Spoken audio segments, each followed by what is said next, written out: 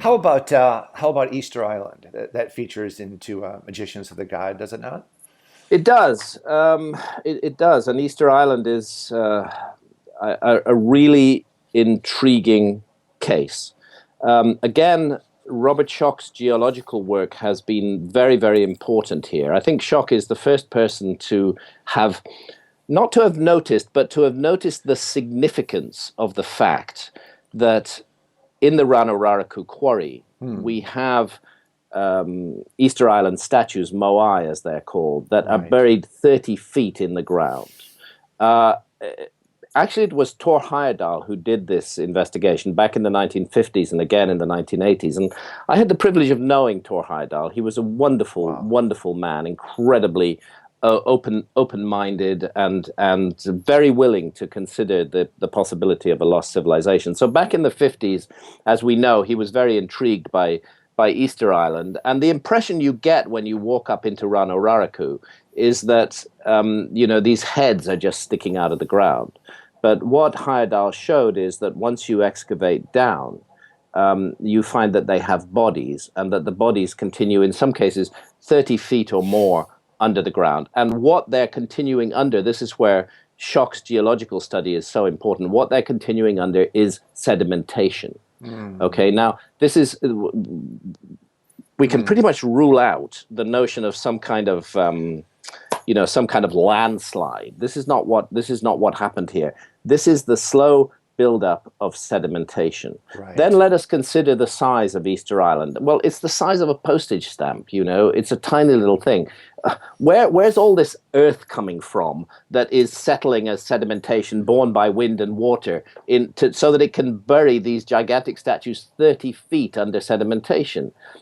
Is that, and what Schoch's analysis suggests is that is just crazy to say that these statues are only 700 years old, which is what the mainstream does. You just don't get that amount of sedimentation in that period of time.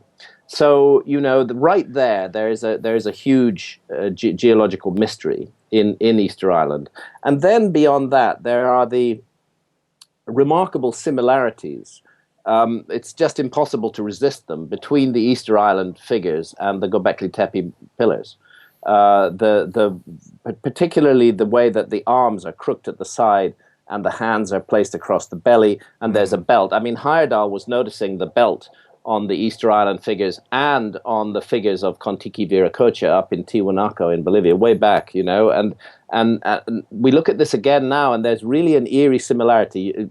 The Easter Island figures are more finished; they're more human in form, but the essential posture of the figure is the same. So, and then of course we have the whole story of Hiva in Easter Island. There's this tradition of a lost land that was submerged beneath the waves, which goes back very ancient in Easter Island and in Polynesia. And yeah, actually, huge amounts of land were swallowed up by the sea at the end of the last ice age, and Easter Island was much bigger than it is today. And that it's a bigger Easter Island 12 to 15,000 years ago that gives you the possibility for that sedimentation to settle in enough time. That begins to make perfect sense. So, again and again, what I come to is that all around the world, we are looking at puzzling little bits of archaeology, which on their own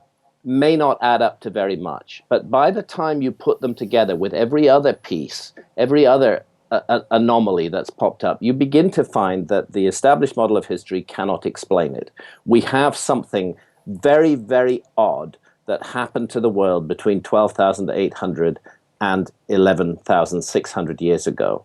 And thanks to the work of a group of scientists, mainly but not exclusively in the United States, we now know what that very odd thing was. And this is really, for me, the revelation and the breakthrough. And this is why, in addition to the inexplicable archaeological sites, it's the evidence for what happened between 12,800 and 11,600 years ago that really convinced me I had to write a book about this.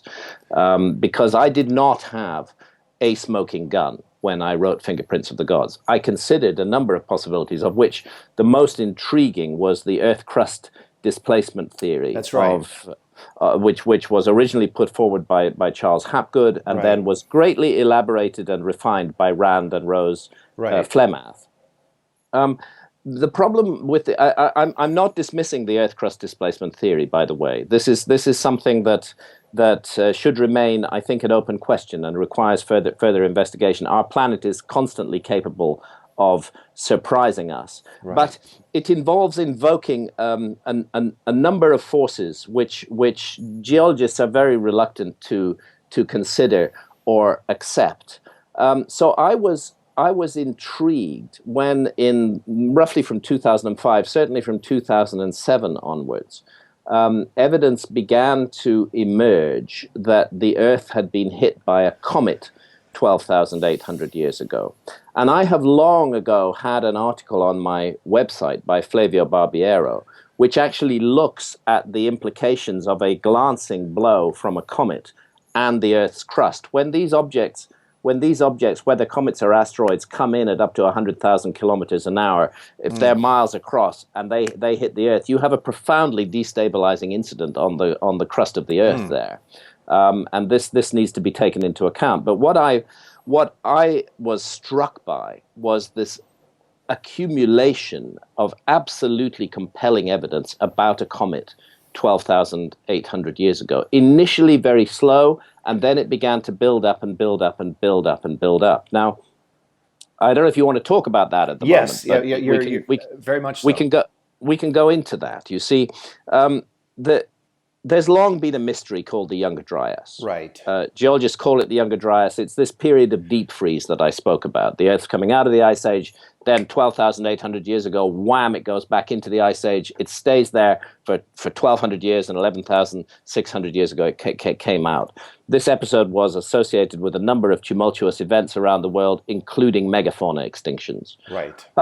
What caused it? Nobody really knew. There was a suggestion that a flush of meltwater into the oceans would have done it, but why a flush of meltwater? Actually, what doesn't make sense at all that should there needs to be a source for it, and this is what began to come out from 2005 onwards.